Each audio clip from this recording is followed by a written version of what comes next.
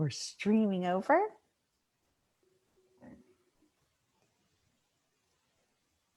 And we are live. Welcome, mystery and thriller fans. I'm your on-air host, Sara DiVello, and I am thrilled to host today the incredible Helen Cooper, whose brand new red hot book, The Downstairs Neighbor, is out today. Helen, welcome to Mighty Mysteries. Tell us about your book. Thank you very much. It's really lovely to be here. Thank you for having me. So the book is set in suburban London, and it's three families sharing a tall converted Georgian house. So it's converted into apartments.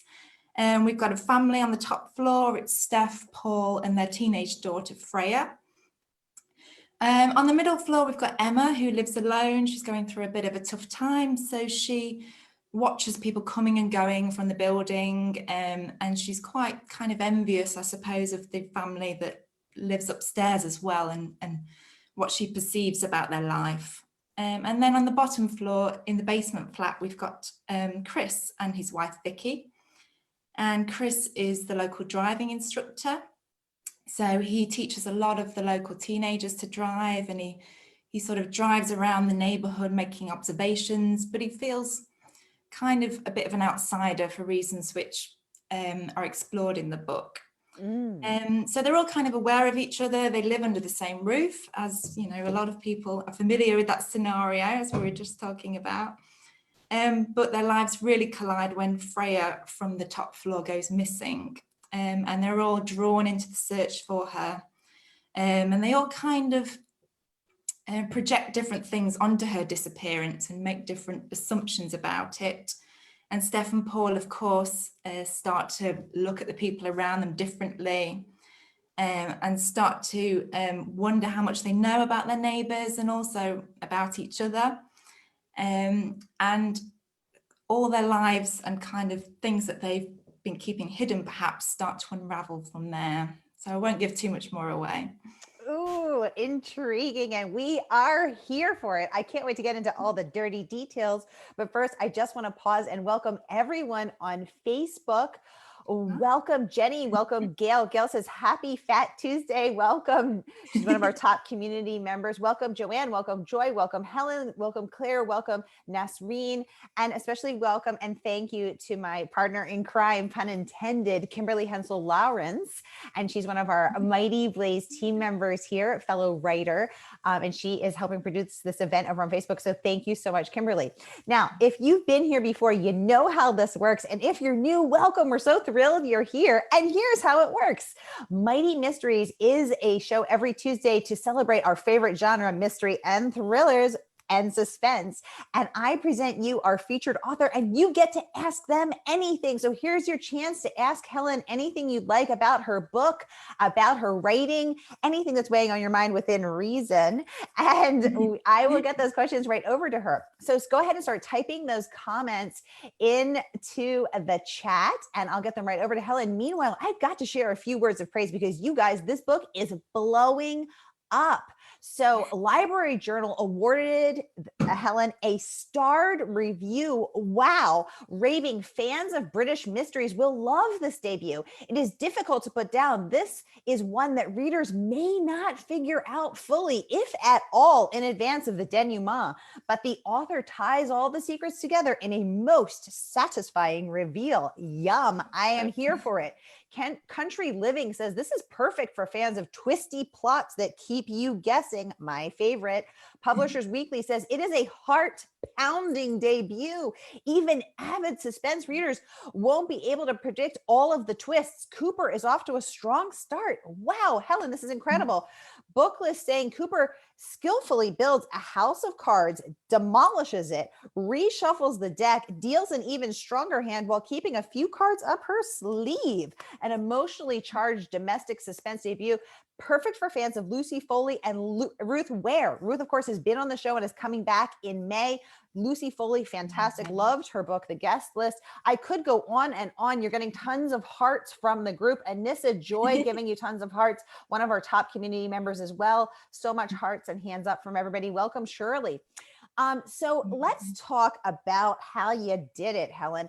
How did you write a book that reshuffles the deck, deals an even stronger hand? How'd you keep a few cards up your sleeve? Walk us through that process. With difficulty. There were times when I despaired of the task that I'd set for myself because there were so many characters and plot lines and kind of twists and things to keep hidden and things to reveal. But that was why it was such a joy to write, really. And that's why it's just so brilliant when I get that feedback that people didn't guess the twist or were shocked by the twist or thought something was going on when it was actually something else. And also that they were satisfied when it all came together at the end, because that's really the hardest bit. But in terms of how I did it, I mean, I did quite a lot of planning. The initial idea really was that image that we get in the first chapter where there's Emma under the stairs. She overhears something from the flat above.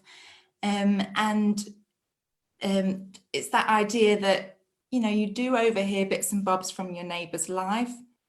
But what if you heard something that really made you stop in your tracks, something a bit unusual, something that piqued your interest, or maybe even something that gave you the wrong impression?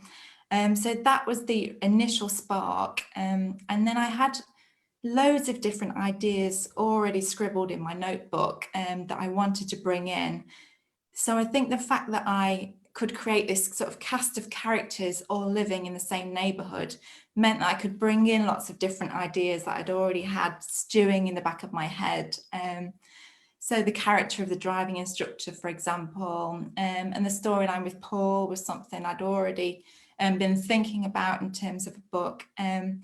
So I guess the task was just weaving it all together, really, which took me quite a bit of time and lots of post-it notes, shuffling them around. So that thing about reshuffling the deck is, you know, is quite accurate, really.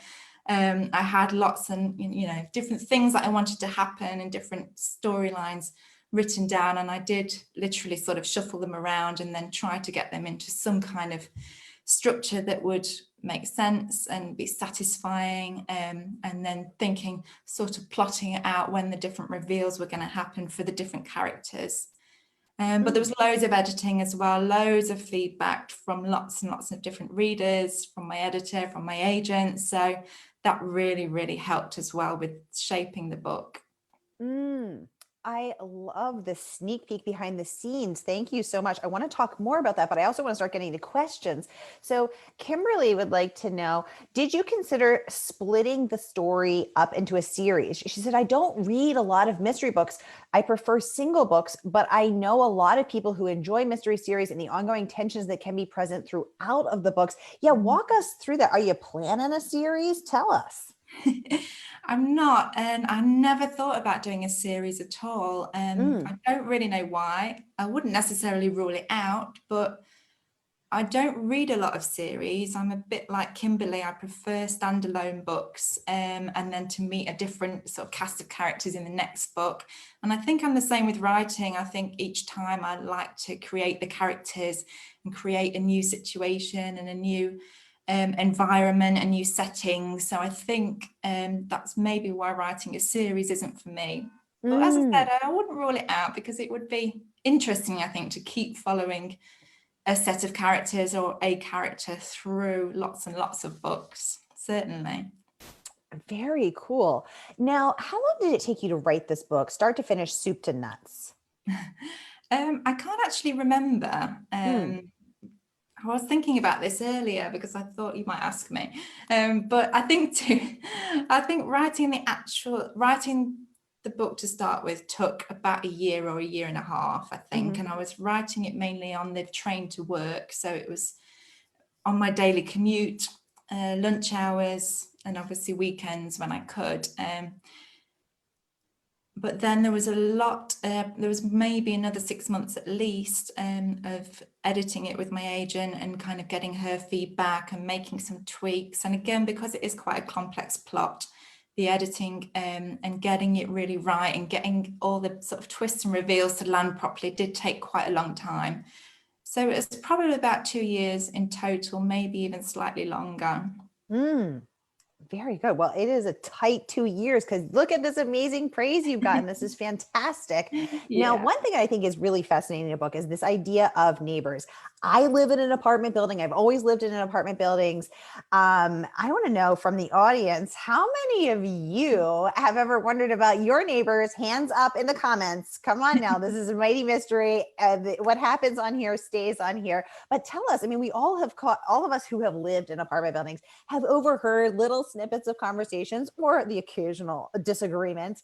That's just a part of living in a building. And so what I love that you have done here is you've taken something that is so universal to all of us who have, lived in a flat, as they would say in England, and taken that idea and then blown it up in the most delicious way. So audience, tell me what you're thinking. Have you ever heard anything tasty and delicious from your neighbors? I definitely want to know. We all want to know.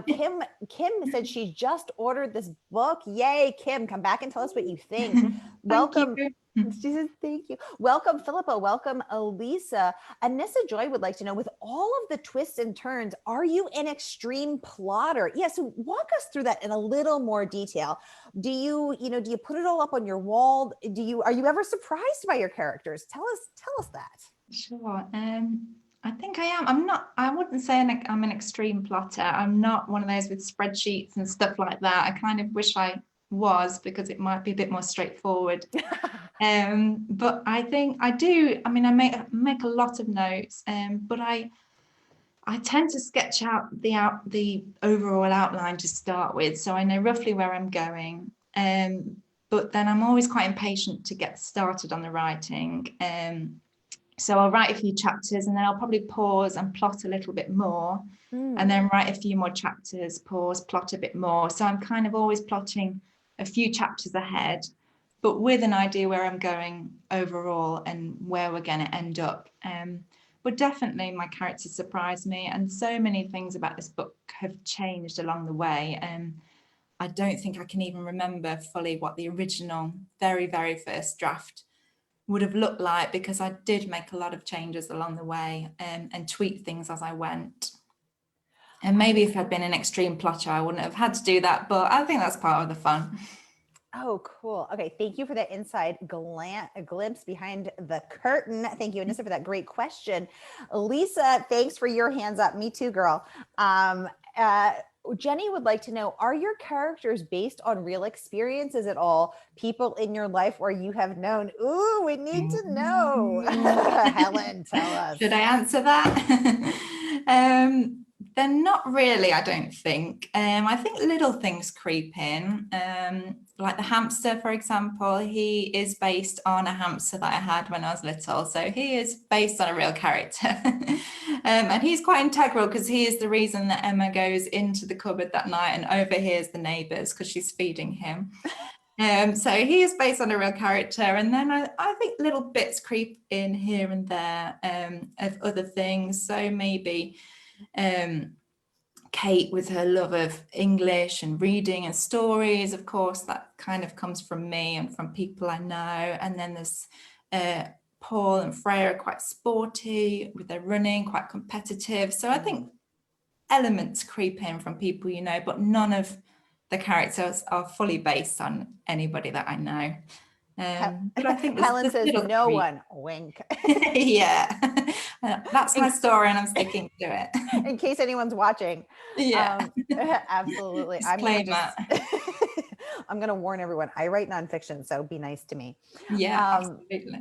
Now, Helen, one thing that I was very intrigued and really, really resonated with me is that you write a lot about the relationships between different women. And that is something that is fascinating to me as a woman and also as an observer of women. We're complicated. Tell us about that.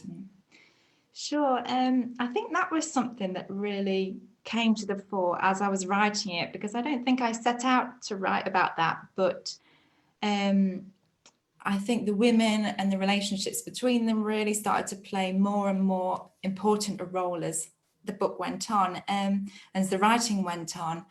And I started to notice, and this was something my editor really picked up on and wanted to draw out even further as well when she bought the book was the different types of female relationship that are in there. There's cousins, obviously the relationship between Kate and her cousin is really central.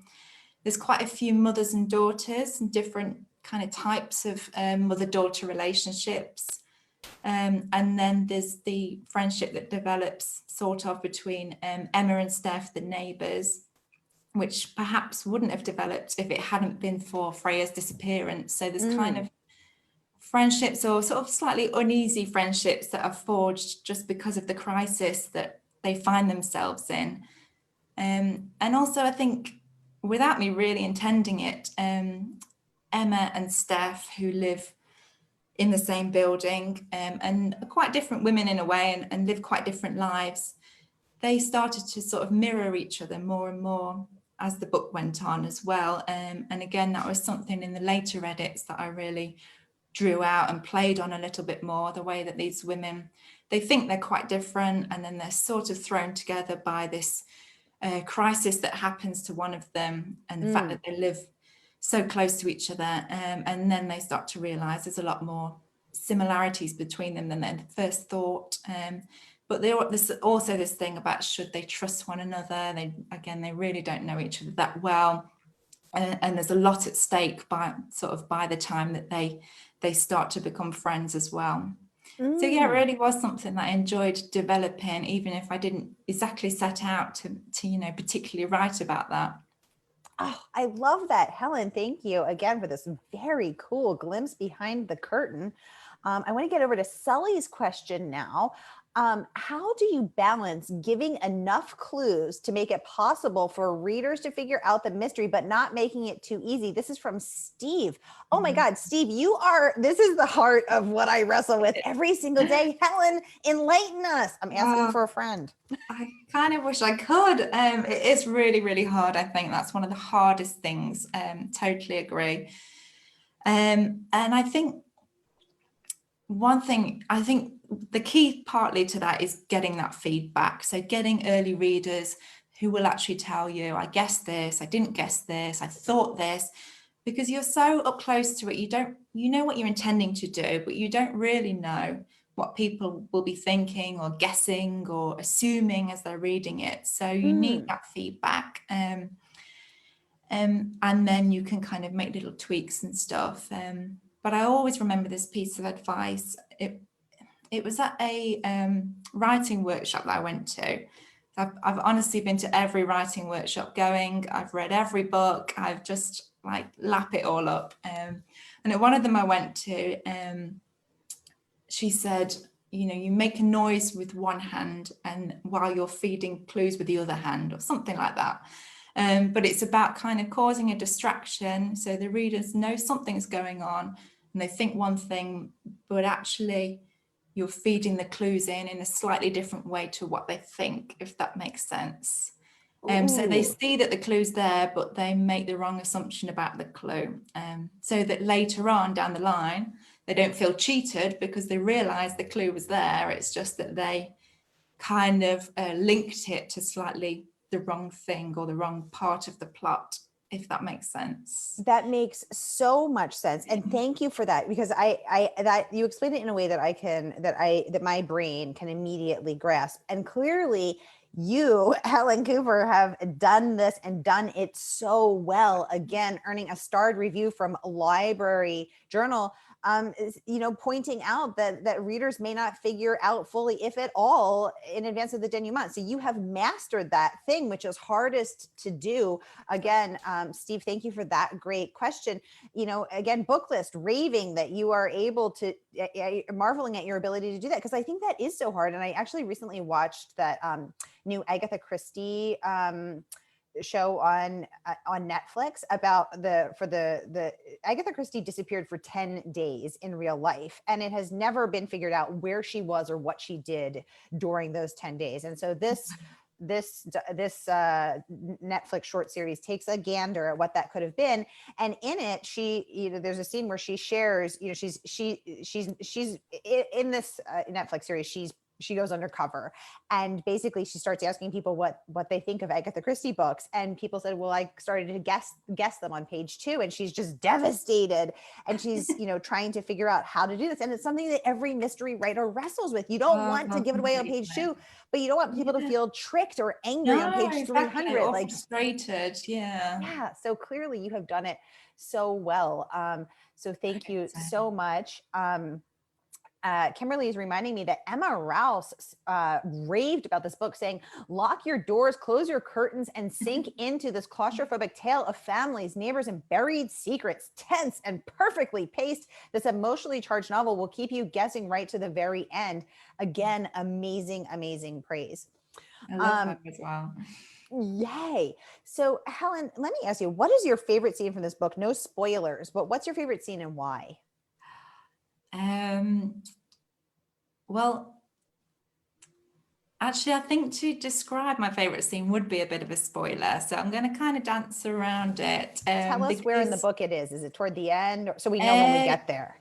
I would say it's about 2/3 of the way through, because I think my favorite scenes or my favorite bits, I think, are the reveals, or a lot of them are the reveals, because I think those bits are the reward for the reader, but they're also kind of the reward for the writer when you get to them and when you get to write them, because you've been, as I said, feeding in those clues all the way and just trying to tread that line, and then finally you get to actually reveal something, and something meaty, and tell the reader what actually you've been leading up to all along. So when I'm writing them, I'm kind of like, and I really get into them, and it's hard because you have to, if you built it up that much, you have to try not to disappoint the reader with the final reveal as well. But I think that's why I put a lot into a couple of the sort of big reveal scenes. So I suppose they're kind of my favorites. But there's little scenes as well along the way. A lot of the scenes with Kate and her mum in their kitchen I really liked, and scenes with Becca and Kate. So again, just those sort of family life scenes as well that sort of prop up the story along the way. Oh, I love that. Thank you. Welcome, Glenda. Welcome, David. Welcome, everyone who's watching. And Nissa is saying she also watched the mystery of where Mrs. Christie was for those 11 days that no one actually knows where she was. And Nissa, you're so right. And I loved that show. Welcome, Sarah. Helen, tell us your writing. Walk us through a day in the life of your writing. Do you rise with the sun? Do you flow effortlessly to your desk? Do the words pour out of you? Are you Hemingway? Are you clawing your word word for word through a desert? I mean, what's it look like? Neither quite of those extremes, but somewhere in between. I think I do get up early because I'm much better in the morning. I'm terrible at night. I just can't do anything. I kind of I love the idea of sort of staying up all night and writing all night kind of thing until the sunrise, but I just could not do it. I have to be in bed at like 9:30. So I get up early and I usually start writing just after breakfast in the morning, and then I'll probably write till about mid-morning and then have a break or maybe go for a run, and then just carry on until I run out of steam, really. I mean, this is on a good day. Obviously, sometimes there's distractions and things. But yeah, I usually start about 7:30 in the morning, something like that, sometimes earlier, because I do love those early mornings and it's nice and quiet in the house as well. And then write till probably about 3-4 o'clock, something like that, when I run out of steam. And then a few breaks along the way. It kind of depends, I guess, how well it's all flowing and how tired I'm feeling and all that kind of thing. But it is different to before, when I was just writing in sort of little blocks of time on the train and in lunch hours. So it is quite different. And sometimes there's that pressure to kind of think, oh, I've got the whole day, I've got to get so-and-so words done. And you end up actually being less productive. But usually, I'm pretty good.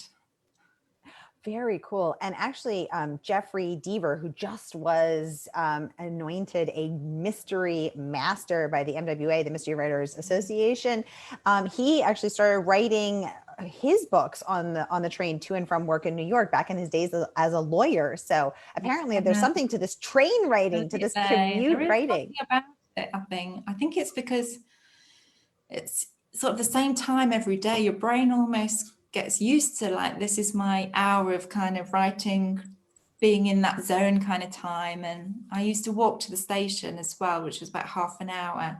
So I'd be thinking about the writing as I was walking, and then as soon as I got on the train, I'd know what I wanted to write, and it would all kind of come out. And I was lucky that I always got a seat, usually anyway. On the way back, not so much. On the way back, you're balancing your laptop on one hand. But yeah, I used to love riding on the train. Taking the train to New York, which is 3.5 to 4 hours from Boston, is some of my favorite time to write on the Amtrak train. You know, and you can just sort of recline and write. I love it. And you're not feeling pressured to do anything else, I think. Exactly. It's just that, or staring out the window, which is also extremely enjoyable. Yeah. Helen, do you have any weird writing rituals? I mean, I've heard everything from, I listen to ABBA to people stream the sound of coffee shops because none of us can go to coffee shops now during the pandemic. Do you have any, show us your weird. I don't think I do really. No, I don't listen to anything. I have silence.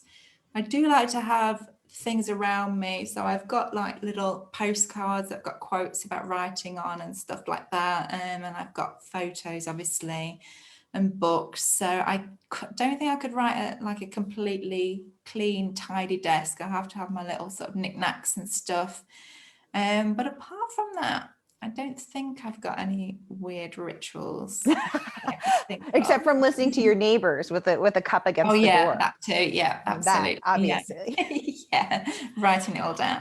You knock, you say, speak up. I can't hear you. They're going to be avoiding me now that the book's come out. One time I was having an argument with my husband and I thought, oh my God, the neighbors can hear me. So I found myself starting to explain my side loudly to them, you know, like ordinarily I would just be like, you're a jerk. But I would be like, you're a jerk because you did not do the dishes. I wanted them to be on my side.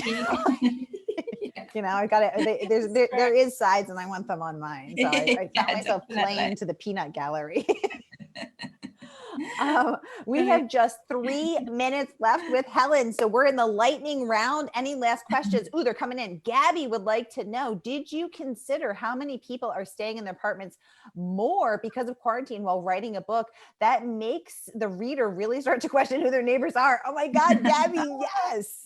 Helen, tell us, everyone's home during the pandemic. Yeah, definitely. I mean, obviously I wrote it way before the pandemic, but I've certainly been thinking about it more since the book came out. That is something that I think we're all, much more or even more aware of our neighbours now, because we're all at home all the time. And I have had loads of people telling me about, you know, things they've seen, comings and goings, things they've heard, which is great. I love hearing it all.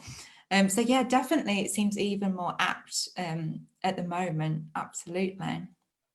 The other day I was walking my dog and I heard someone, I was walking my dog down the street and I heard someone with their window open exercising and they were shouting encouragements at themselves like, you're looking strong, you're looking great. And I thought, man, I should encourage myself more. So now I am like, you're looking strong, you're looking great. You just never know what you're going to hear.